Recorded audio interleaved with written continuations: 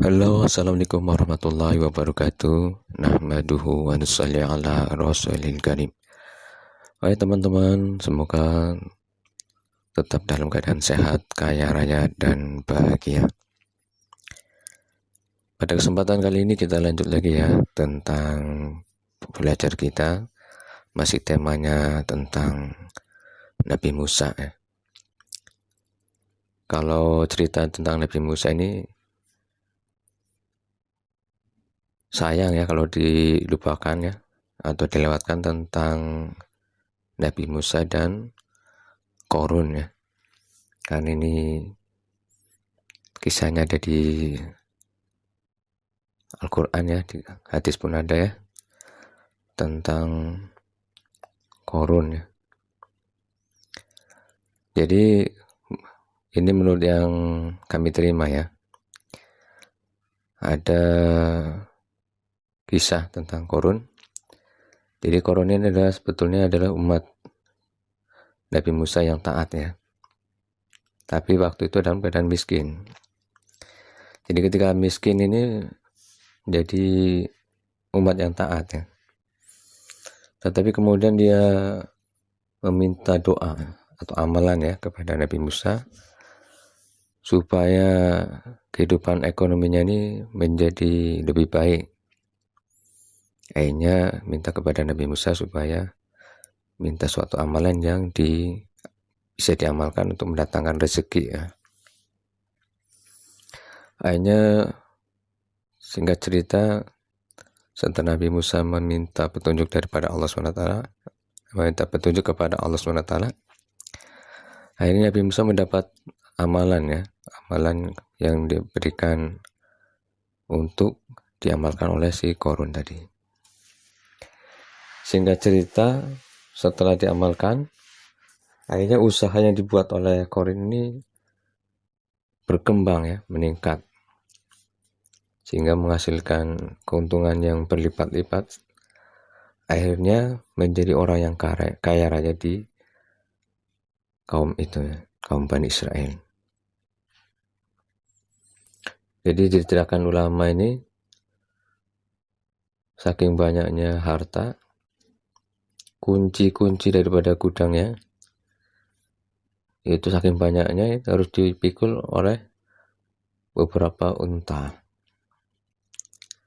Ya kadang-kadang untuk memamerkan hartanya itu kunci-kuncinya itu dibawa keliling kota.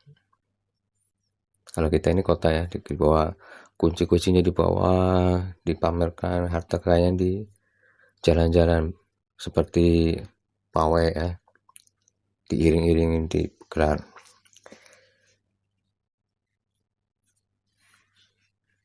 Tetapi ketika ada perintah Allah ya, seperti suruh menyisihkan harta ya untuk zakat ya, seperti sedekah dan sebagainya, maka ketika diperintahkan oleh Nabi Musa ini, Korun itu ingkar. Dia menyangkal bahwa semua itu harta yang dia peroleh adalah karena kepandaian dia, jadi tidak perlu mengeluarkan harta. Jadi hartanya adalah karena kepandaian dia, kemudian maka tidak ada kewajiban untuk mengeluarkan harta. Nah, seperti itu ya. Jadi ketika ditagih lagi, akhirnya timbul kebencian. Hanya dia membayar seorang wanita ya, wanita yang kurang bagus akhlaknya, supaya menfitnah bahwa Nabi Musa telah berbuat begini dan begitu ya. Akhirnya dikumpulkan orang-orang.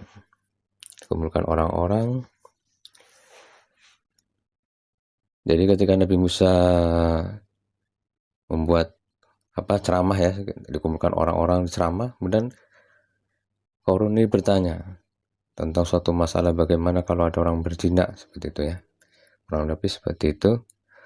Kemudian maka dihukum, kata Nabi Musa. Akhirnya Korun manggil wanita yang tadi sudah dibayar untuk mengaku bahwa dia putra berbuat zina dengan Nabi Musa.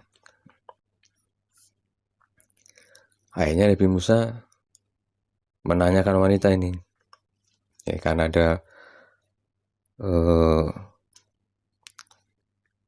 kehebatan Nabi Musa. Ketika nanya, akhirnya wanita ini ngaku bahwa dia diperintah oleh Korun. Diperintah Korun bahwa dia diperintah untuk memfitnah Nabi Musa. Jadi akhirnya Nabi Musa marah dan berdoa kepada Allah SWT agar ditenggelamkan Korun beserta hartanya. Maka Allah kabulkan, akhirnya harta itu turun ke bumi, ya, ditelan oleh bumi sedikit demi sedikit. Begitu juga Korun, atau dia berdiri langsung tenggelam dari tumit, betisnya, lututnya seperti itu turun. Jadi begitu turun kakinya ini, Korun ini minta ampun pada Nabi Musa,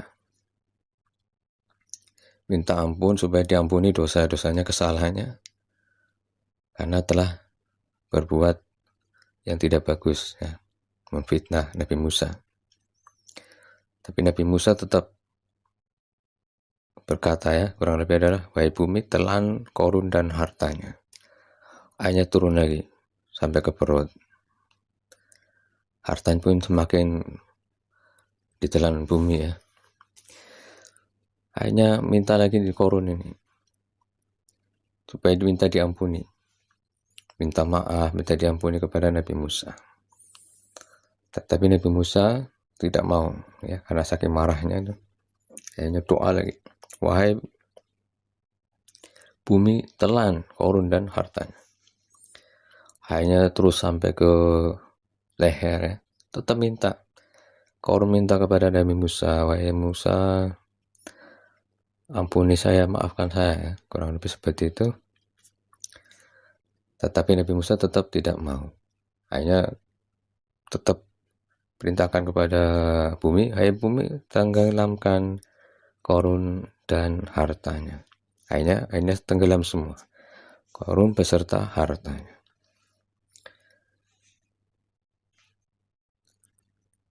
Jadi ada riwayat lain bahwa setelah kejadian itu Nabi Musa ditegur oleh Allah SWT. Kalau bahasa kita nih, wahai Musa, kenapa engkau tidak ampuni si Korun itu ketika minta maaf, ya, minta ampun. Seandainya dia minta ampun kepadaku, maksudnya kepada Allah nih, pasti Allah akan mengabulkan, akan mengampuni dosa-dosanya. Nah, seperti itu baru akhirnya Nabi Musa minta ampun kepada Allah SWT. Jadi kalau hikmah ini yang bisa kita sampaikan adalah bahwa ketika kita miskin, ya kita tetap berusaha minta kepada Allah SWT, ya, dan ikhtiar dengan amalan, dengan doa. Ketika kita akhirnya mendapatkan rezeki atau usaha kita meningkat, ya, tetap jaga ibadah kita pada Allah SWT. Kemudian sisihkan harta kita kepada orang-orang yang membutuhkan di sekitar kita, saudara kita, ya. Apakah itu zakat atau sedekah atau infak dan sebagainya. Kemudian ada juga yang hari ini, ya, di YouTube juga banyak amalan yang dibuat oleh Korun supaya mendapatkan harta.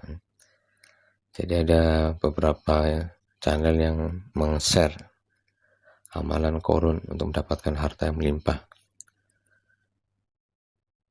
Ini sebagai saran aja, ya, tapi terserah kepada teman-teman, ya, mau diamalkan ya terserah, tapi kami sarankan bahwa sebaiknya jangan diamalkan, ya, tapi cari amalan yang lain. Kalau untuk menarik rezeki banyak sekali amalannya, seperti sholat duha, seperti itu, ya. Soalnya yang dikhawatirkan adalah ada pesan daripada Rasulullah ya, atau sabda Rasulullah bahwa barang siapa meniru-niru suatu kaum maka dia akan digolongkan ke dalam kaum tersebut. Nah, jadi apakah amalan itu betul punya korun atau tidak? Maksudnya amalan yang diamalkan korun itu ya, kalau benar atau tidak. Kalau benar, nah, takut-takutnya nanti kita digolongkan ke dalam golongan korun, nah, seperti itu. Kemudian hikmah selanjutnya adalah bahwa ketika kita ada musibah seperti tadi ya, harta ditelan, kita pun mungkin kena musibah ya, minta ampun kepada Allah, minta pertolongan hanya kepada Allah, karena Allah ini pasti akan membantu kita. Jadi mungkin Allah marah ya, mungkin kalau ketika kita dosa Allah marah kepada kita, tetapi kita yakin bahwa Allah ini mempunyai rahmat yang lebih besar daripada kemarahan, karena Allah SWT sudah memberitahu juga ya, rahmatku ya melebihi daripada kemarahan ya. Jadi apabila kita namanya manusia ada salah ya, kemudian ditegur oleh Allah dengan berbagai musibah, ya pertama kita adalah minta ampun pada Allah, minta ampun pada Allah, minta pertolongan kepada Allah ya.